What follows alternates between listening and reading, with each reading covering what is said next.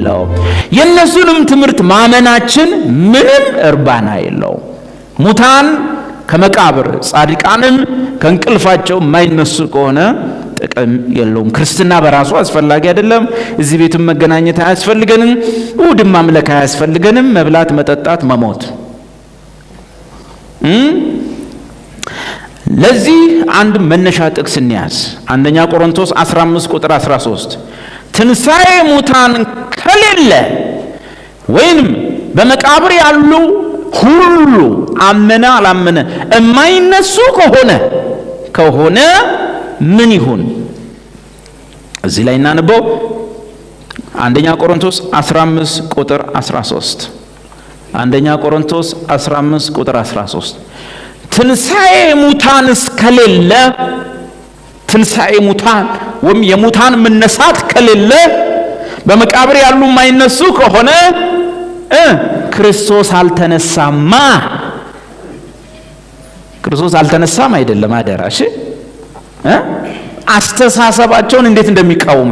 በመቃብር ያሉ ሰዎች የማይነሱ ከሆነ እንብላ እንጠጣ ነገ እንሙት ከሆነ ያ ማለት የሞቱ የማይነሱ ከሆነ የሞተው ክርስቶስም አልተነሳም ማለት ነው። ይኸው ክርስቶስ አልተነሳም። እንደዛ ከሆነ እንግዲህ ክርስቲያኖች ሁሉ ማን ተነስቷል ብለው እያመኑ ክርስቶስ እንደተነሳ አምነው በትንሣኤው ጽድቅ ተቆጠረላቸው። ለምን አምነው ጌታ ተነሳ ብለው ለምን አምነው ቸርች መጡ? ትንሣኤውን ማመናቸው ምንድነው ትርፉ? በኢየሱስ መነሳት ማመናቸው ከብዙ ጥቅሞቹ አንዱ ጥቅም ምንድነው? ሙታን የማይነሱ ከሆነ ክርስቶስ አልተነሳማ። ነጠላ ሰረዝ ቀጥለው ክርስቶስ ካልተነሳስ?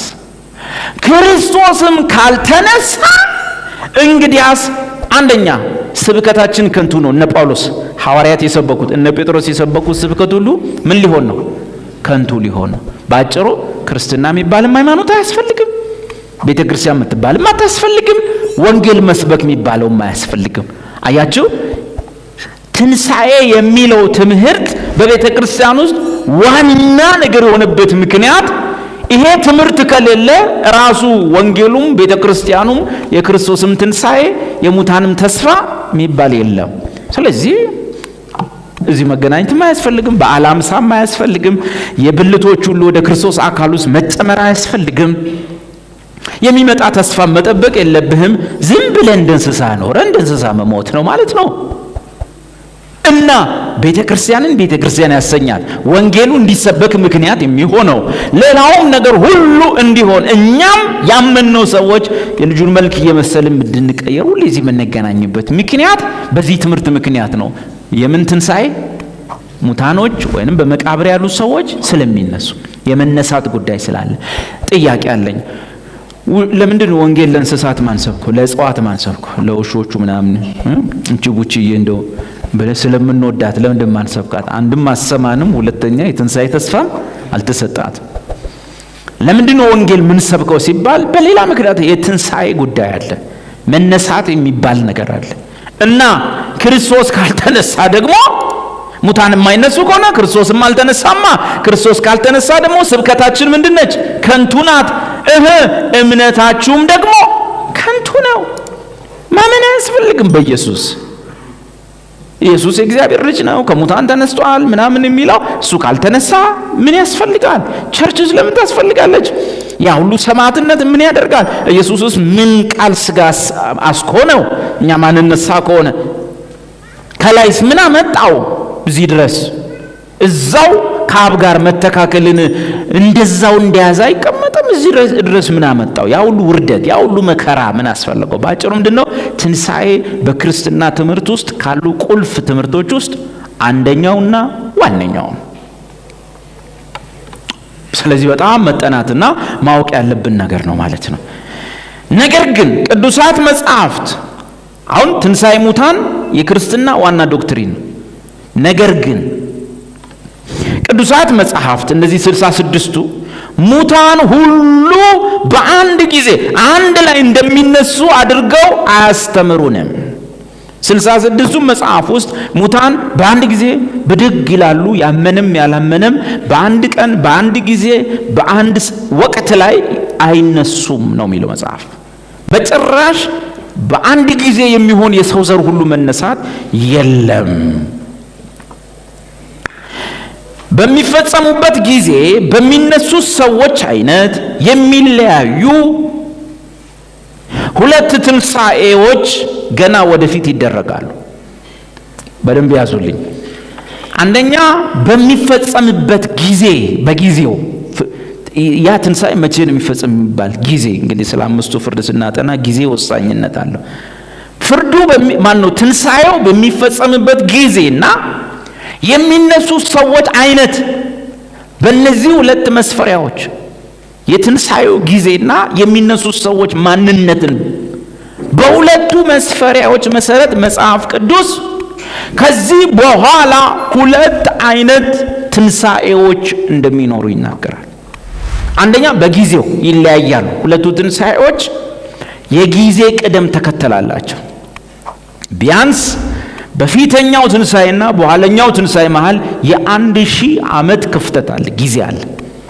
ለምሳሌ እኔ በጌታ ነኝ፣ በፊተኛው ትንሣኤ ነው ወይ ለወጣለሁ፣ ከሞትኩ እነሳለሁ። እኔ ከተነሳው ከ1000 ምናምን ዓመት በኋላ ነው በጌታ ያልሆነው ዘመድ የሚነሳው። ኢየሱስ ሲባል የሚያንገበግበው የሚቃጠል ኢየሱስ ስንል ቢገርለን ደስታው የሆነ ሰውና እኛ መሃል እኛ ከተነሳን ከ1000 ዓመት በኋላ ነው ያ ዘመድ የሚነሳው፣ ያ የቤተሰብ አባል የሚነሳው። ኢየሱስ የእግዚአብሔር ልጅ ነው ስትል ገጀራ የሚሞርድ ሰው እሱና እኛ መሃል ያለ የትንሣኤ ልዩነት አለ። መጽሐፉ ትንሣኤው በሚፈጸምበት ጊዜና በትንሣኤው በሚነሱ ሰዎች ማንነት ከፊታችን ሁለት አይነት ትንሣኤዎች እንዳሉ ይናገራል መጽሐፍ ቅዱስ። እነዚህም ሁለት ትንሣኤዎች የሕይወት ትንሣኤና የፍርድ ትንሣኤ፣ ለሕይወት መነሳትና ለፍርድ መነሳት በለው። በደምብ ስሙን። የሕይወት ትንሣኤ፣ የፍርድ ትንሣኤ። ኢየሱስ ክርስቶስን ማመን በጣም ቁልፍ ነገር ነው፣ ወሳኝነት አለው። ወይ በሕይወት ትንሣኤ ለመነሳት ወይ በፍርድ ትንሣኤ። ባጭሩ ምንድነው? በሕይወት ትንሣኤ መነሳት ማለት የምትነሳው ለምንድን ነው? ለዘላለም ሕይወት። የፍርድ ትንሣኤ ማለት የምትነሳው ለምንድን ነው? በቃ ሊፈረድብህ ነው። የሕይወት ትንሣኤና የፍርድ ትንሣኤ የተባሉ ተለያይተው ተገልጠዋል። አሁን በዮሐንስ ወንጌል ምዕራፍ 5 ቁጥር 28 ላይ ያለውን ንባብ እናንብ። ዮሐንስ 5:28 በመቃብር ያሉት ሁሉ፣ በምን ያሉት? ማንኛውም ሰው የሞተ በሙሉ ሁሉ ድምፁን የሚሰሙበት ሰዓት ይመጣል። አሁን የሕይወትና የፍርድ ትንሣኤ የሚለውን እዩ። ማንኛውም ሰው መቃብር ይግባ፣ ግን የእግዚአብሔርን ድምፅ የሚሰሙበት ሰዓት ይመጣል።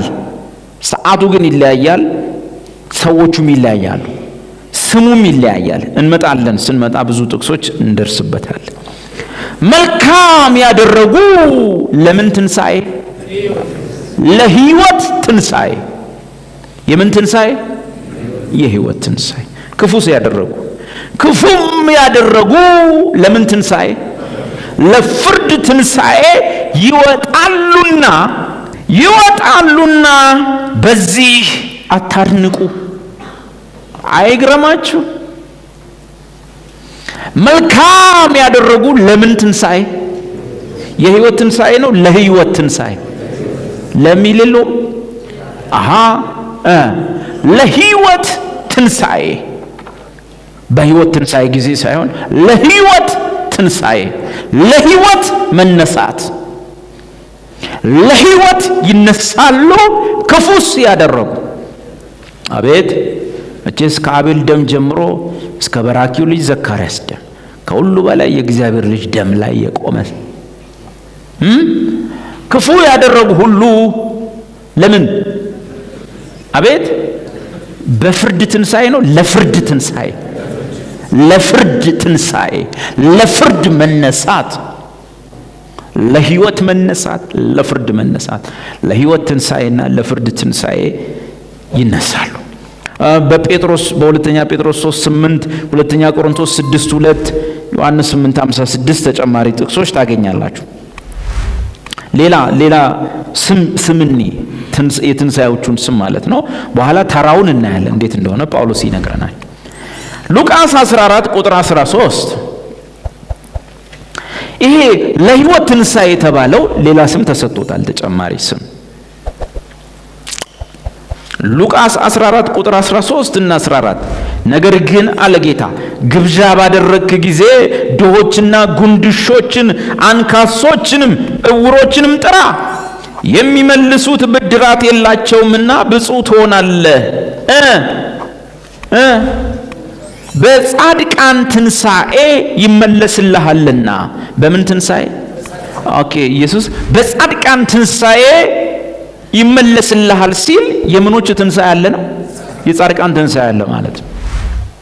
ሌላ ኢየሱስ ያልነገረን ትንሣኤ አለ ማለት ነው። በጻድቃን ትንሣኤ ነው የሚመለስልህ ሲል ሌሎች ጻድቃን ያልሆኑ የሚነሱበት ትንሣኤ እንዳለ እየነገረ ነው በተዘዋዋሪ። በጻድቃን ትንሣኤ ሲባል ለጻድቃን ብቻ የሆነ ምን አለ ማለት ትንሣኤ አለ። በኋላ ጳውሎስ በየተራ ነው ሲለን የሚመጣልን እነዚህን ለማገናኘት ነው። ስለዚህ በሉቃስ 14 ላይ አሁን ያነበብነው በጻድቃን ትንሣኤ ይመልስልሃል ብሎ የሚናገረው ኢየሱስ የተናገረው ስለ መጀመሪያው ትንሣኤ ብቻ ነው። የጻድቃን ትንሣኤ ብሎ የሚያወራው በጻድቃን ትንሣኤ ጊዜ፣ ያ ማለት በዛ ትንሣኤ ላይ ምኖች ናቸው የሚነሱት? ጻድቃን። ያ የመጀመሪያው ትንሣኤን በተመለከተ ነው።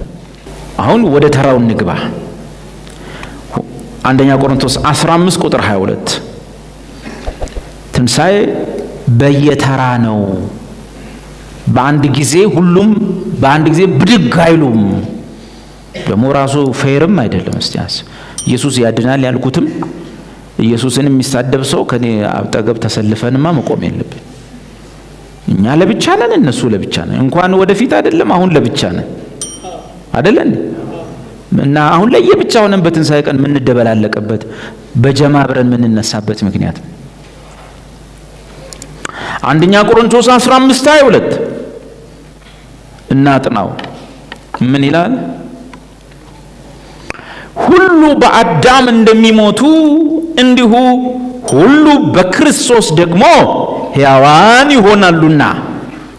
የሰው ልጅ ሁሉ በአዳም ሞት ሞተ። የሰው ልጅ ሁሉ አመነ አላመነ ክርስቶስ ተነስቷልና መነሳት ግዴታው። በመጀመሪያ አዳም ሞተሃል፣ በሱ ሞቻለሁ፣ ሞቼ እቀራለሁ፣ በስብሼ እቀራለሁ የለም። ሁለተኛው አዳም ስለተነሳ ትነሳለህ ይልና ነገር ግን ትንሣኤው በጀማ እንዲህ አይደለም። ቅድም ያልነው ከቁራ ከፀሐይ በሚለው አይደለም። እና እንዴት ነው? ነገር ግን እያንዳንዱ በራሱ ተራ ይሆናል። ትንሣኤ በምንድን ነው? በእያንዳንዱ እዛም ያላለ እዚህም ያላለ ጻድቃን ምናምን የህይወት ትንሣኤ የፍርድ ትንሣኤ እያንዳንዱ በራሱ ተራ ይሆናል። ተራው እንዴት ነው? ቅደም ተከተሉ እንዴት ነው? ክርስቶስ እንደ በኩራት ነው። ኢየሱስ የምን በኩር ነው ማለት ነው? የትንሣኤ መጀመሪያ። ክርስቶስ እንዴት ነው? እንደ በኩራት ነው። እሱ ምንድን ነው ማለት ነው? ትንሣኤ እንዳለ ማሳያ ነው። እሱ በኩራት ነው። ስለዚህ ኢየሱስ ለብቻ ነው የምታየው። ኢየሱስ መነሳቱ ምን አረጋግጧል ማለት ነው? ሰዎች እንደሚነሱ አረጋግጧል። በኩራት የሚለው ቃል ግን ኢየሱስ ለሁሉም በእርሱ ላመኑትም ላላመኑትም አይደለም የትንሣኤ በኩርነቱ። ለምን? ኢየሱስ የተነሳው ሊፈረድበት አይደለም። ኢየሱስ የተነሳው ለውርደት አይደለም፣ ለዘላለም ስቃይ አይደለም። ለምንድን ነው? ለክብር ነው፣ ለህይወት ነው፣ ለከፍታ ነው። ስለዚህ የትንሣኤ በኩርነቱ በኩር ያሰኘው ሙታን ለመነሳታቸው ብቻ አይደለም፣ ያመንም ያላመነው ለመነሳ በኩር የሚለው ቃል በክብር የሚነሱ አሉ፣ ለሕይወት የሚነሱ አሉ፣ ለዘላለም ንግስና የሚነሱ አሉ። ለእነሱ ነው በኩርነቱ። እና ኢየሱስ ማሳያችን ነው። ነገር ግን እያንዳንዱ በራሱ ተራ ይሆናል ካለ በኋላ ክርስቶስ እንደምንድን ነው? እንደ በኩራት ነው። ምክንያቱም ከሙታን እስካሁን የተነሳው ማን ብቻ ነው? ክርስቶስ ብቻ። ሌሎቹ ከሞት ያው ከሙታን ብሎ ሊጽፋቸው ይችላል፣ ችግር የለውም። ግን ምን ማለት ነው ከሙታን መነሳት? ሕያውን ከሙታን መካከል ለምን ትፈልጉታላችሁ? ምን ማለት ነው? ሕያውን ከሙታን መካከል ለምን ትፈልጉታላችሁ? ምን ማለት ነው? በትንሣኤ አካል የተነሳ እስካሁን ማን ብቻ ነው? አንዳንድ ሰው ክርስቶስ የትንሣኤ በኩር ለምን ይባላል? ምክንያቱም ከሱ በፊት ኤልያስ 1 ሰው አስነስቷል፣ ኤልሳ 2 ሰው ከሞት አስነስቷል፣ አልዓዛርን ራሱ ኢየሱስማ መዓት ሙታንን አስነስቷል። ከሱ ቀድሞ የተነሱ የሉም ወይ?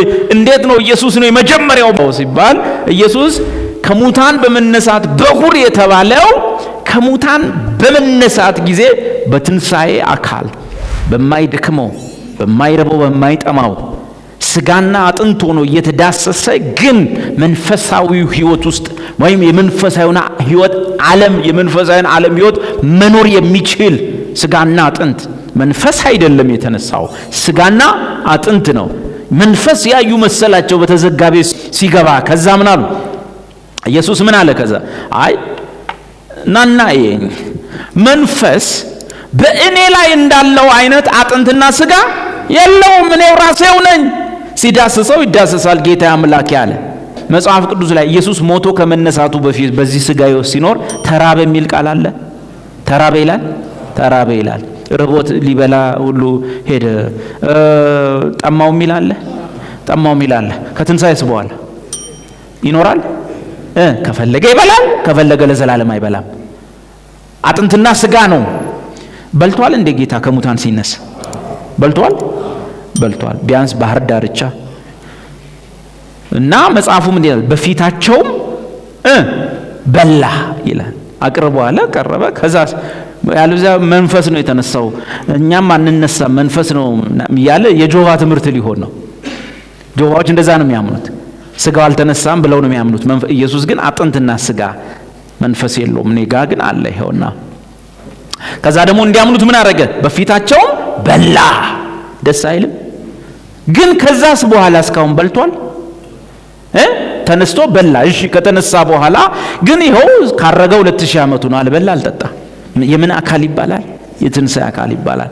እናም ጌታ ኢየሱስ የትንሣኤያችን ምንድን ነው? በኩር ነው። ትንሣኤ ግን በየተራ ነው። አንዱ በኩራችን አረጋግጦልናል። ተነስቶ በኩርነቱ ለቅዱሳን ነው፣ ለክርስቲያኖች ነው። ክርስቶስ እንደ በኩራት ነው። በኋላም በመምጣቱ መለከት ሲነፋ ያን ጊዜስ በመምጣቱ ለማን የሆኑት? ተራውን ንገሩኝ። እያንዳንዱ በተራ ነው። መጀመሪያ እሱ በኩር ነው። በኋላ ደግሞ በመምጣቱ ለማን የሆኑት ናቸው የሚነሱት? ለክርስቶስ የሆኑት ናቸው። አሁን ሁለቱ ትንሣኤዎች ስንል የክርስቶስና የአማኞችን ሳይሆን፣ ምክንያቱም የክርስቶስ ለአማኞች ምንድን ነው? በኩርነት ነው። ሁለቱ ትንሣኤዎች የምንለው የእኛን ከፊት የሚመጡትን የክርስቲያኖችን ትንሣኤና የማያምኑ ሰዎችን ትንሣኤ ነው። ትንሣኤ በየምንድን ነው? በየተራ ነው። ክርስቶስ ምንድን ነው? የትንሣኤያችን በኩር ነው። ለማን? ለቅዱሳን። ስለዚህ ቅዱሳን በክርስቶስ ክብር ይነሳሉ። ቅዱሳን በክርስቶስ አይነት ትንሣኤ ይነሳሉ። እና አልዓዛር ሞተው በሚረበው በሚጠማው የድሮውን ህይወት በሚኖረው ትንሣኤ ተነስተዋል። ኢየሱስ ያስነሳቸው ሁሉ ተነሱ፣ በሉ፣ ጠጡ፣ ተመልሰው ሞቱ። ከዚህ በኋላ ግን ሞት ሊይዘው በማይችል ትንሣኤ የመጀመሪያው ማን ብቻ ነው? እስካሁን የትንሣኤ በኩር ማን ብቻ ነው? ኢየሱስ ነው። ኢየሱስ ራሱ ቢያስነሳ መልሰህ ትሞታለህ። አልዓዛር ብትሆን እንኳን ለጊዜው እልልታ ይሆናል፣ እድሜ ጨርሰህ ትሞታለህ፣ ወይ ደግሞ ሰዎች ይገሉሃል። መጽሐፍ ቅዱስ እኮ የሚለው አልዓዛር ከሙታን እንደተነሳ በሰሙ ጊዜ በጣም ብዙ ሰው ወደ ኢየሱስ እየሄደ ስለሆነ አልዓዛርን ደግመን እንግደለው ብለው ተማክረዋል እኮ። ዛት ሚስ ምንድነው? አልዓዛር ሰው ሊገለው ሁሉ ኖርማል ሰው ነው፣ ይበላል ይጠጣል። ኢየሱስም ያስነሳ ጴጥሮስም ያስነሳቸው ካስነሳ በሉ ምግብ ስጧት ይባላል። ምን ማለት እንደሆነ ገብቷቸዋል? እንዳዝም በሉ ምግብ ስጧት ብድግ ብላ ሰው ለረጉድ የሞተችው ተነሳች ብሎ ሲል ያጨበጨው በሉ ቶሎ ምግብ ስጧት፣ ሳትበላ ቆይታለች። መልሶ ምን ይላታል? ይርባታል ማለት ነው። ያኛው እሱኛው አይደለም። ይሄ በማይበሰብስ በማይደክም በማይረባው በማይጠማው በስጋ ህይወት ባለ የትኛውም ቻሌንጅ በዚህ ዓለም የሕይወት ስርዓት ቁጥጥር ስር የማይውል የትንሣኤ አካል ለብሶ መነሳት ማን ብቻ ነው? እስካሁን ኢየሱስ ነው። እሱ ምን ይባላል? የትንሣኤ በኩር ይባላል። እናም መጽሐፋችን መጀመሪያ እሱ ተነስቶ አሳይቶናል። በኋላ አሁን ከፊታችን ያለ ትንሣኤ አለ። የማን ይቀድማል ማለት ነው? በመምጣቱ ጊዜ አቤት ለክርስቶስ የሆኑስ ናቸው። ሌሎቹስ በኋላም ፍጻሜ የሚሆነው እንግዲህ እየሰማችሁ ነው፣ እያያችሁ ነው። ክርስቶስ ምንድነው? በኩር። በኋላ የሚነሱት ማን ናቸው? በክርስቶስ የሆኑት። ከዚያስ በኋላም መንግስቱን ስንት ዓመት መንግስት ነው የሚገዛው? የ1000 ዓመት መንግስት። መንግስቱን ለእግዚአብሔር ለአባቱ አሳልፎ በሰጠ ጊዜ ከ1000 ዓመታት እግዚአብሔር ግዛ ያለበት ጊዜ ለ1000 ዓመታት ከገዛ በኋላ ለአባቱ አሳልፎ በሰጠ ጊዜ አለቅነት ሁሉና ስልጣንን ሁሉ ኃይልን በሻረ ጊዜ ምን ይሆናል? ፍጻሜ ይሆናል። የሚነሱ አሉ። ትንሣኤ በየተራ ነው። የሚጀምረው ከማን ነው? ክርስቶስ በኩር ነው። የሚያልቀውስ በማን ነው? መንግስቱን አሳልፎ ሲሰጥ መጨረሻ ላይ የሚፈጸማል። ለዚህ ሁለቱ ትንሣኤዎች ስንል ከፊታችን የሚመጡ ሁለት ትንሣኤዎች ናቸው። ኢየሱስ በኩሩን አሳይቶናል። በክርስቶስ ያንቀላፉት መጀመሪያ ይነሳሉ። ከ1000 ዓመት መንግስት በኋላ ፍጻሜ ይሆናል። አሁን ጥቅስኒ አንደኛ ተሰሎንቄ 4 ቁጥር 13 ይህን ነገር ተጨማሪ ማብራሪያ ይሰጠናል። አንደኛ ተሰሎንቄ ምዕራፍ 4 ከቁጥር 13 እስከ 16 ነገር ግን ወንድሞች ሆይ ተስፋ እንደሌላቸው እንደሌሎች ደግሞ እንዳታዝኑ አንቀላፍተው ስላሉቱ ታውቁ ዘንድ እንወዳለን። አሁን የክርስቲያኖች ትንሣኤ ቤተ ክርስቲያን ትንሣኤ ወይም የፊተኛው ትንሣኤ የምንለው ማለት ነው። እንወዳለን ኢየሱስ እንደሞተና እንደተነሳ ካመንን። ይሄኛው ትንሣኤ የሚመለከተው ማንም ብቻ ነው?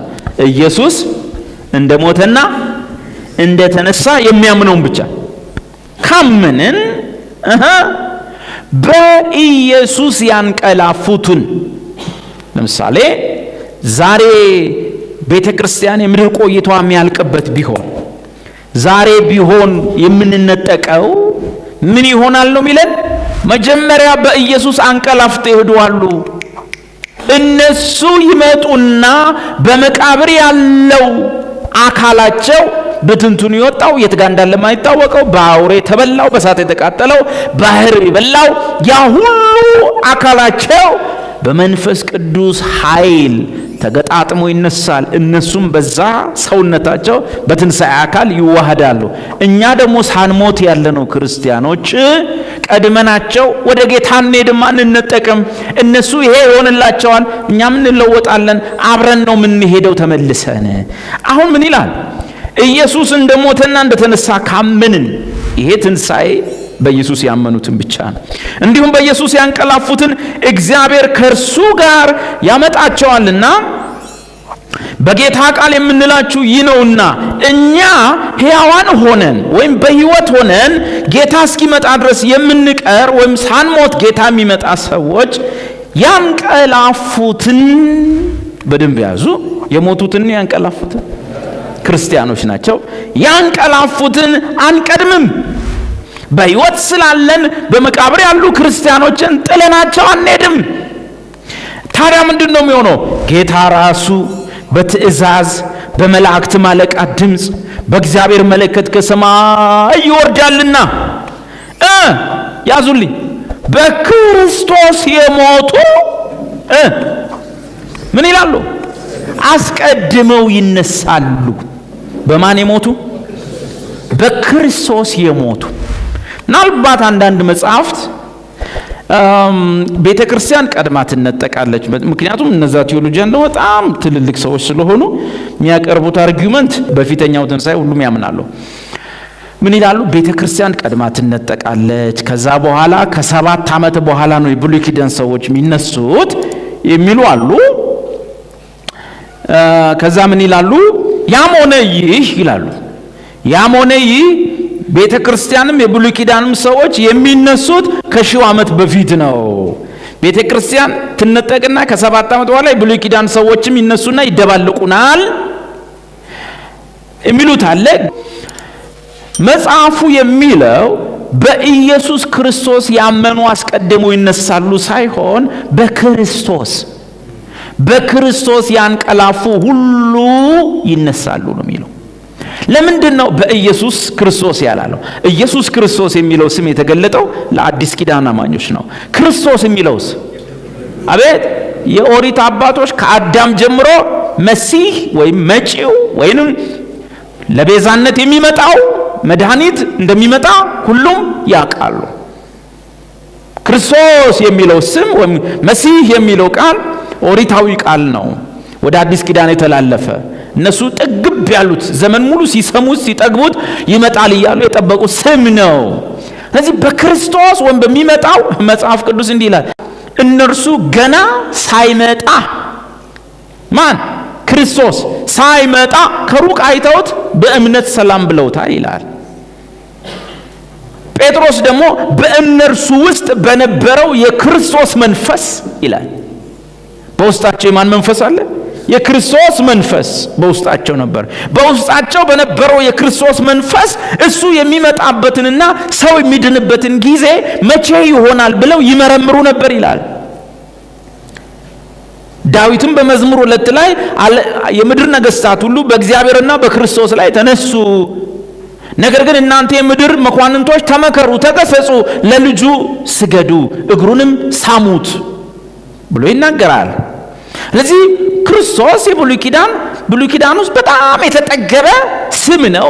ሁሌም ነው የሚጠራው፣ ይመጣል ነው። በኋላ ኢየሱስ መጣና ምን አለ? እኔ ነኝ ምን?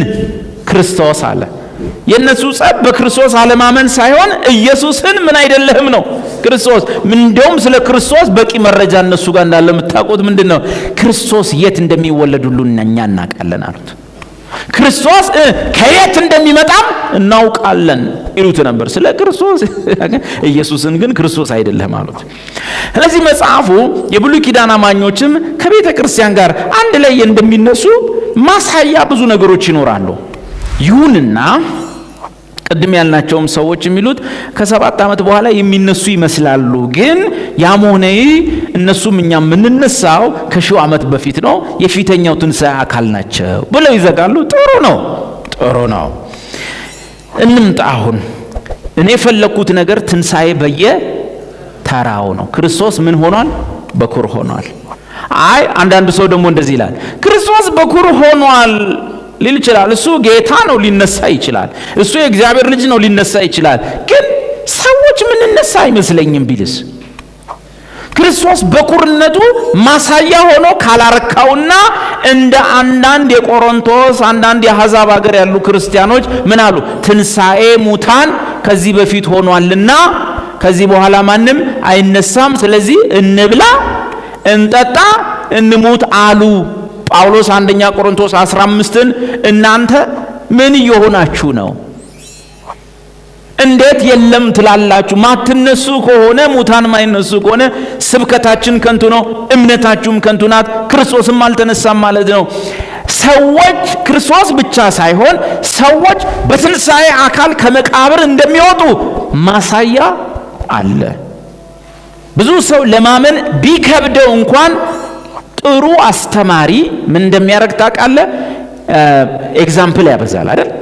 ለምሳሌ ይልና ኤግዛምፕል የሆነ ነገርና ማሳያ ቲቺንግ ኤድስ ይባላሉ። የትምህርት መርጃ መሳሪያዎች ስለ ክብደት ያስተምረንና ሚዛን ሰርታችሁ ነው ይላል።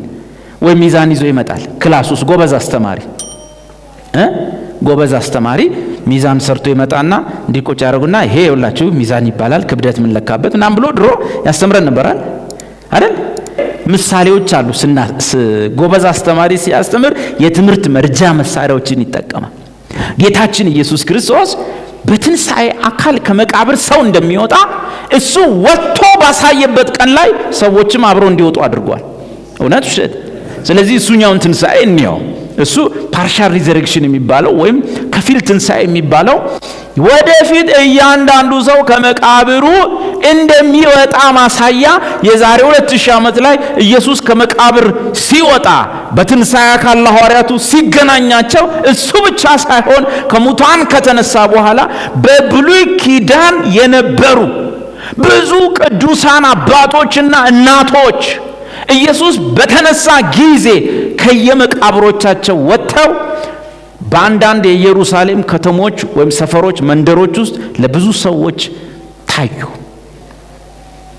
ለብዙ ሰዎች ይታዩ ነበር። ኢየሱስ ምድር ላይ 40 ቀን ቆየ ከተነሳ በኋላ። ምናልባት እነዚህ ሰዎች ለ40 ቀናት ኢየሱስ ይህን ቦታ እስኪለቅ ድረስ በስጋ በትንሣኤ አካል እስኪ ድረስ በተለያዩ ቀናት ላይ ምናልባት ለ40 ቀን ሊሆን ይችላል። ምክንያቱም እሱ ሳይሄድ እነሱ የሚሄዱበት ምክንያት የለም። ብቻ በየከተሞች በተለያዩ ቦታ ላይ አንቀላፍተው ከነበሩ የብሉይ ኪዳን ቅዱሳን ምናልባት አባቶች፣ ምናልባት ነቢያት፣ ምናልባት ከነገስታት የነበሩ በክርስቶስ አንቀላፍተው የነበሩ ሰዎች ተነስተው ከተማ ውስጥ ለብዙ ሰዎች ታይተዋል፣ ተንጎራደዋል። ማታ የት እንደሚገቡ አጣቅም። ቀን ላይ ታያቸዋለህ። ጸጉረ ልውጥ ሰዎች ናቸው። ሰላም እንዴት ናችሁ እያሉ ከተማ ውስጥ ይሄዳል። የብሉይ ኪዳን የእምነት አባቶች መሲሁን ተስፋ አድርገው ያንቀላፉ መቼ ነው ይመጣል ብለው ያምኑ የነበሩ ኢየሱስ እንደተነሳ በትንሣኤ አካል እንደተነሳ እነሱም ከየመቃብሮቻቸው ወጥተው ለብዙ ሰዎች ይገለጡ ነው። ሰው አያውቅም፣ የት እንደሚሄዱ አያውቅም። በየመንገዱ ሰላም ይላሉ ሰውን። ከዛ በኋላ ምሽት ላይ የት እንደሚያድሩ አይታወቅም። የትንሣኤ አካል ለብሰዋል። እነዚህ ሰዎች ብዙ ናቸው። ብዙ አባቶች፣ ብዙ እናቶች ከተማ ውስጥ ይታዩ ነበር። መጽሐፍ እንዲህ ይላል። ኢየሱስ የሞተ ቀን አይደለም የተነሱት፣ ከተነሳ በኋላ ምን ይላል? መቃብሮችም ምን ሆኑ? ተከፈቱ። ተኝተው ከነበሩትም ከቅዱሳን ወይም God's people ብዙ ስጋዎች ምን ሆኑ? ተነሱ። ቆይ ብዙ ስጋዎች ማቴዎስ 27 ነው። ኢየሱስ የሞተ ቀን ተፈጸመ አለ። ሞተ። ምድር መናወጥ ሆነ። ታላቅ መሰነጣጠቅ ሆነ። ከዛስ በኋላ ከ3 ቀን በኋላ ይሄ ነገር ተፈጸመ። ምን? መቃብሮች ተከፍተው ታዩ። ከዛስ በኋላ እንግዲህ እሱ ተነስቶ ሰላም ለእናንተ ይሁን፣ ሰላም ለእናንተ ይሁን ብሎ ካለ በኋላ እረ ሌላም ጉድ አለ። ምን? ብዙ መቃብሮች እየተከፈቱ ነው። ከዚያስ ምን ብለው ከነበሩት? አቤት ምን ብለው ከነበሩት? እስቲ በክርስቶስ የሆነ በሉ ይተኛል እንጂ አይሞትም በሉ። ያንቀላፋል እንጂ ሙት አይደለም። ወንድማችን አልዓዛር አንቀላፍቷል አይደል? እንደውም ተኝቷል ነው ያለው። ወንድማችን አልዓዛር ተኝቷል፣ ሄጄ ልቀሰቀሰው ይገባኛል። አልዓዛር ቤተሰቡ ግን ወይ እያለ ይድፋኝ እያለ እኔን እያለ፣ ኢየሱስ ግን ሲያየው ምን ብሏል? ተኝቷል፣ ሄጄ ላስነሳ ይገባኛል። አልዓዛር ወይም ሴት ልጅ ከሆነች ደግሞ ጣሊታ አንቺ ትንሽ ልጅ ቁሚ። ከቀጠዘ ልጅቷ ብድግ።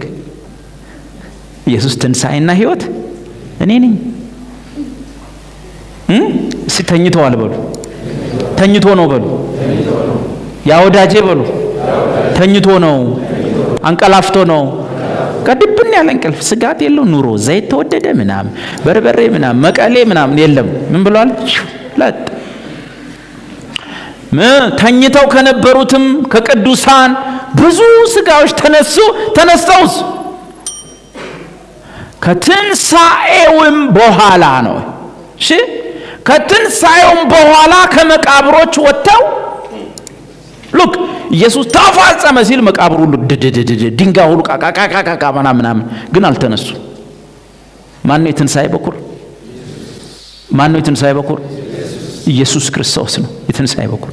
ከዛስ ከትንሣኤው በኋላ ከመቃብሮች ወጥተው ወደ ቅድስት ከተማ ወይም ኢየሩሳሌም ገቡና ምን ሆኑ? ለብዙዎች ታዩ። ሰላም ነው፣ ደህና ናቸው። አተኝተው ከነበሩ ቅዱሳን ብዙ ምኖች ስጋዎች። ስትነካ ይነካል። ደህና ኖት ጋሼ ስትነካ ይነካል። እና ምሳ አይበሉ፣ ሰውየው ቁርስ አይበሉ።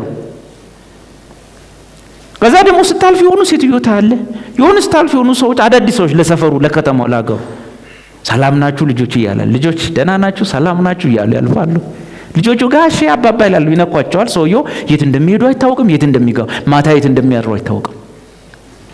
እስቲ እነሳለሁ በሉ። እንኳን ክርስቲያን ሆነን ከመቃብር